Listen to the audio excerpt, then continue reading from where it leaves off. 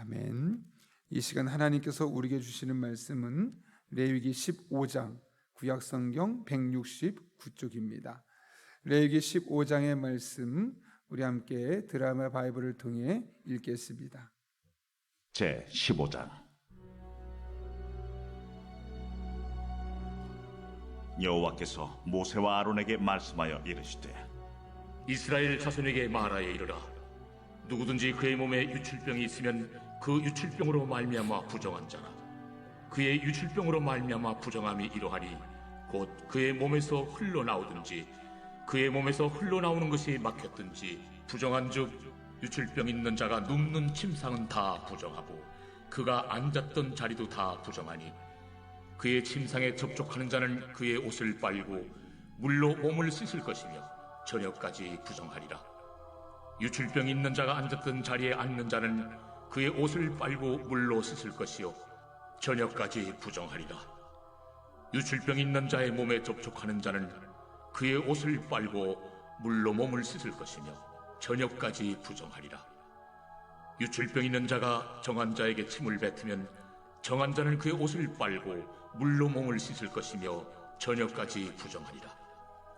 유출병 있는 자가 탔던 안장은 다 부정하며 그의 몸 아래 닿았던 것에 접촉한 자는 다 저녁까지 부정하며 그런 것을 옮기는 자는 그의 옷을 빨고 물로 몸을 씻을 것이며 저녁까지 부정하리라. 유출병이 있는 자가 물로 그의 손을 씻지 아니하고 아무든지 만지면 그 자는 그의 옷을 빨고 물로 몸을 씻을 것이며 저녁까지 부정하리라. 유출병이 있는 자가 만진 질그릇은 깨뜨리고 나무 그릇은 다 물로 씻을지니라. 유출병이 있는 자는 그의 유출이 깨끗해지거든 그가 정결하게 되기 위하여 이레를 센 후에 옷을 빨고 흐르는 물에 그의 몸을 씻을 것이라. 그러면 그가 정하리니 여덟째 날에 산비둘기 2마리나 집비둘기 새끼 2마리를 자기를 위하여 가져다가 회막문 여호와 앞으로 가서 제사장에게 줄 것이요 제사장은 그 한 마리는 속죄제로 다른 한 마리는 번제로 드려 그의 유출병으로 말미암아 여호와 앞에서 속죄할지니라. 설정한 자는 전신을 물로 씻을 것이며 저녁까지 부정하리라. 정수가 묻은 모든 옷과 가죽은 물에 빨 것이며 저녁까지 부정하리라. 남녀가 동침하여 설정하였거든 둘 다 물로 몸을 씻을 것이며 저녁까지 부정하리라. 어떤 여인이 유출을 하되 그의 몸에 그의 유출이 피이면 이래 동안 불결하니 그를 만지는 자마다 저녁까지 부정할 것이요 그가 불결할 동안에는 그가 누웠던 자리도 다 부정하며 그가 앉았던 자리도 다 부정한즉 그의 침상을 만지는 자는 다 그의 옷을 빨고 물로 몸을 씻을 것이요 저녁까지 부정할 것이며 그가 앉은 자리를 만지는 자도 다 그들의 옷을 빨고 물로 몸을 씻을 것이요 저녁까지 부정할 것이며 그의 침상 위에나 그가 앉은 자리 위에 있는 것을 만지는 모든 자도 저녁까지 부정할 것이며 누구든지 이 여인과 동침하여 그의 불결함에 전염되면 이래 동안 부정할 것이라. 그가 눕는 침상은 다 부정하니라. 만일 여인의 피의 유출이 그의 불결기가 아닌데도 여러 날이 간다든지 그 유출이 그의 불결기를 지나도 계속되면 그 부정을 유출하는 모든 날 동안은 그 불결한 때와 같이 부정한즉 그의 유출이 있는 모든 날 동안에 그가 눕는 침상은 그에게 불결한 때의 침상과 같고 그가 앉는 모든 자리도 부정함이 불결한 때의 부정과 같으니 그것들을 만지는 자는 다 부정한즉 그의 옷을 빨고 물로 몸을 씻을 것이며 저녁까지 부정할 것이요 그의 유출이 그치면 이레를 센 후에야 정하리니 그는 여덟째 날에 산비둘기 2마리나 집비둘기 새끼 2마리를 자기를 위하여 가져다가 회막문 앞 제사장에게로 가져갈 것이요 제사장은 그 한 마리는 속죄제로 다른 한 마리는 번제로 드려 유출로 부정한 여인을 위하여 여호와 앞에서 속죄할지니라. 너희는 이와 같이 이스라엘 자손이 그들의 부정에서 떠나게 하여 그들 가운데 있는 내 성막을 그들이 더럽히고 그들이 부정한 중에서 죽지 않도록 할지니라. 이 규례는 유출병 있는 자와 설정함으로 부정하게 된 자와 불결기에 앓는 여인과 유출병 있는 남녀와 그리고 불결한 여인과 동침한 자에 대한 것이니라. 아멘.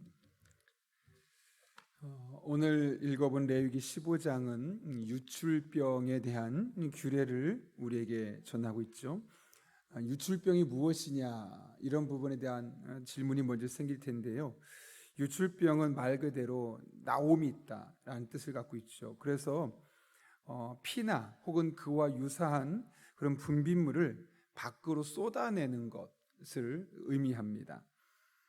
그런데 오늘 본문은 주로 이 유출병인데 남성과 여성 이 둘 사이에 남성과 여성에게 있는 유출병을 말하는데 일반적으로 성기에서 나오는 이 분비물에 대해서 이야기합니다. 그래서 본문은 크게 두 부분으로 되어 있는데요. 그 두 개를 또 세분하면 5개로 나눌 수 있습니다. 크게 두 부분은 2절부터 12절까지 말씀 보면 유출병에 걸린 누구나 이 모든 사람에 대한 규례인데 특별히 살펴보면 남편의 성기에서 나오는 유출병과 관련되어 있음을 보게 됩니다.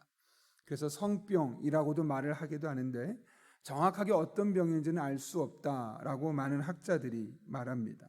어찌되었든 남성의 성기에서 나오는 유출된 피가 되었든 고름이 되었든 이런 유출병을 이야기하고 있습니다.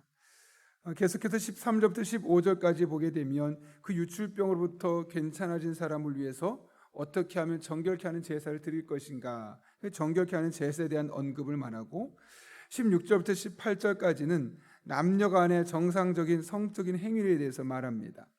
엄밀히 말해서 병은 아닌데 이것 또한 몸에서 나왔다라는 의미에서 유출이라는 맥락에서 본문을 해석하고 있는 겁니다. 19절부터 30절까지는 여성의 유출병에 대한 규례를 말하는데 그중에 19절부터 24절은 여성의 생리, 이 생리 또한 유출의 하나로 보죠. 엄밀히 말하면 병은 아니지만 몸에서 피가 나온다는 측면에서 유출으로 보고 이것을 거룩하지 못한 것으로 보고 있습니다. 25절부터 30절까지 말씀은 생리 후에도 혹은 생리가 아닌 때도 몸에서 계속 이런 피가 나오는 현상, 이것은 질병이죠. 질병으로서 생기는 유출병을 이야기하고 있는 겁니다. 이렇게 오늘 본문을 보게 되면 남성과 여성이라는 큰 틀에서 유출병, 몸에서 피나 고름 등 이런 병원들이 나오는 것에 대해서 이야기를 하고 있고 그것을 또 세분화하게 되면 5가지로 지금 유출병에 대해서 설명을 하고 있습니다. 사실 성적인 부분은 사람에게는 대부분 거의 모든 사람에게 있어서 은밀한 부분에서 쉽게 언급하지 못하는, 꺼내지 못하는 부분입니다. 그런데 하나님은 왜 이런 은밀한 부분까지 일일이 우리에게 말씀하시는 것일까요? 우리의 은밀한 영역, 겉으로 드러내지 않고 감춰져 있는 그 은밀한 영역에서부터 우리가 정결하고 거룩한 사람으로 살기를 원하시기 때문에 그렇습니다. 제가 언젠가 소개했던 책 있죠. 그 책의 제목을 참 잘 지었다라고 생각하는데 빌 하이블스 목사가 쓴 아무도 본원이 없을 때 당신은 누구인가 라는 책의 제목입니다. 굳이 그 내용이 무엇이다라고 살펴보지 않아도 제목만 딱 들어도 그것이 어떤 느낌일지 다가옵니다.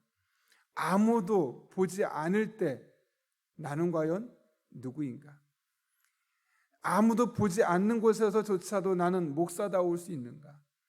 아무도 보는 사람이 없어서 내가 마음껏 해도 제재하지 않는 그 상황 속에서도 나는 여전히 크리스천이라는 이름을 달기에 부끄럽지 않은 사람인가? 아니면 부끄러운 행동을 하는 사람인가? 이 제목만 봐도 우리는 능히 짐작할 수 있는 겁니다.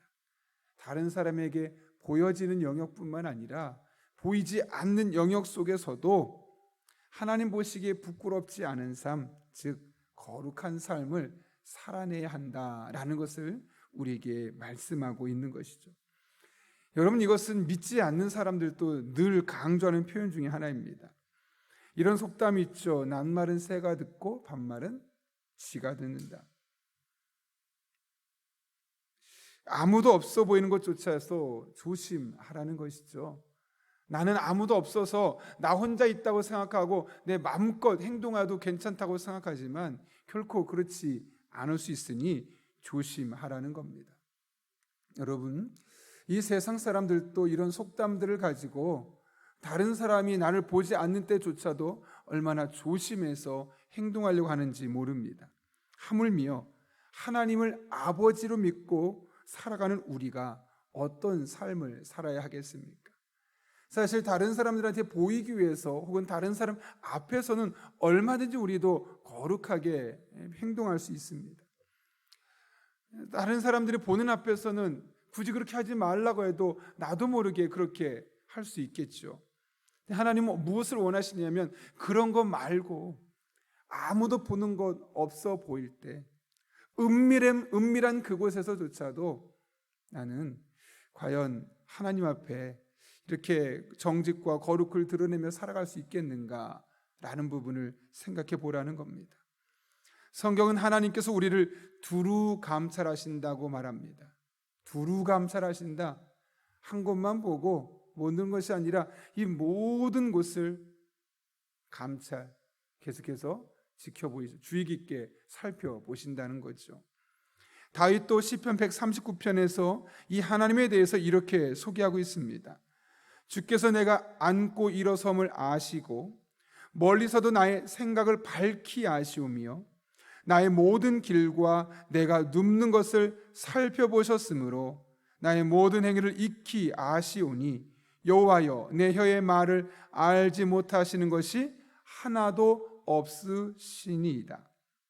여기 139편 2절, 3절, 4절만 보아도 아신다, 보신다 라는 표현이 반복적으로 사용되고 있음을 보게 됩니다.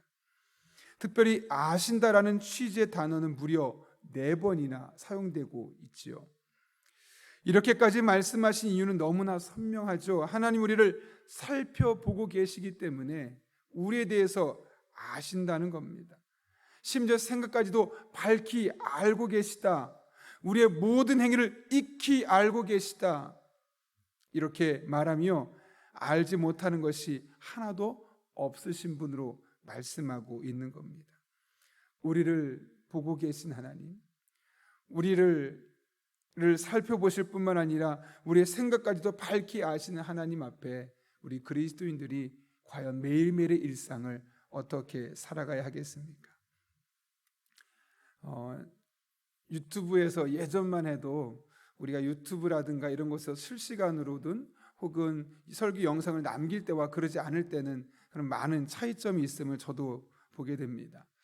어떤 차이점이 있냐면 유튜브나 이런 방송으로 내 설교가 나가지 않는다고 생각할 때는 여기서 하는 말이 밖으로 나가지 않기 때문에 어떤 말을 해도 되고 내가 누군가 거를 어떤 사람의 글을 인용한다 할지라도 내가 그냥 내 것처럼 해도 사람들은 저 사람이 정말 저렇게 했나 보다라고 생각할 수 있습니다.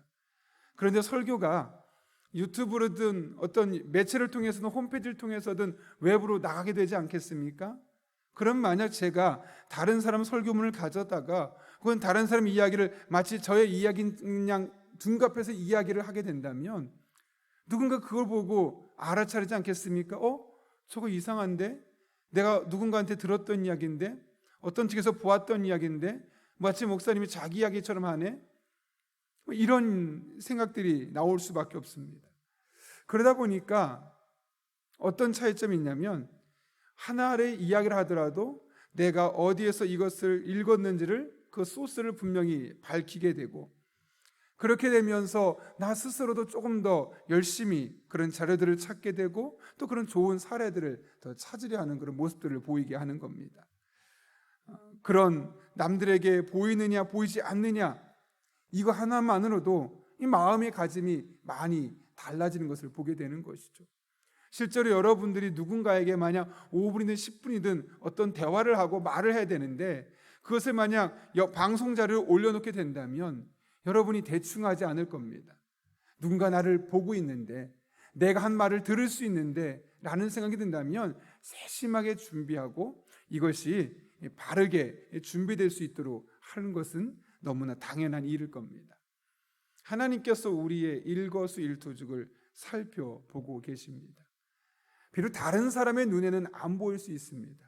아니 다른 사람은 보고 싶어도 볼 수 없는 상황에서 나만 알고 나만 뚝딱 해치워 버릴 수 있는 일들이 많이 있을 겁니다. 그런데 결코 그렇지 않다는 겁니다. 하나님이 살펴보고 계시다는 것이죠. 하나님이 밝히 아신다는 것이죠. 우리가 이 사실을 늘 기억하며 누군가에게 있어서 보이는 곳에서만 그리스도인다운 삶을 추구하고 보이지 않는 곳에서는 내가 하고 싶은 대로 본능대로 살아가는 것이 아니라 누군가 보든 보지 않든 상관없이 항상 그리스도인답고 항상 목사답고 항상 한 가정의 엄마나 아빠답고 우리에게 주어진 삶의 자리에서 거룩을 드러내고 하나님 앞에 영광 올려드릴 수 있는 그런 믿음의 사람들, 오늘도 그런 삶을 살아내는 저와 여러분 한 분 한 분 될 수 있기를 예수님의 이름으로 축원합니다. 함께 기도하겠습니다.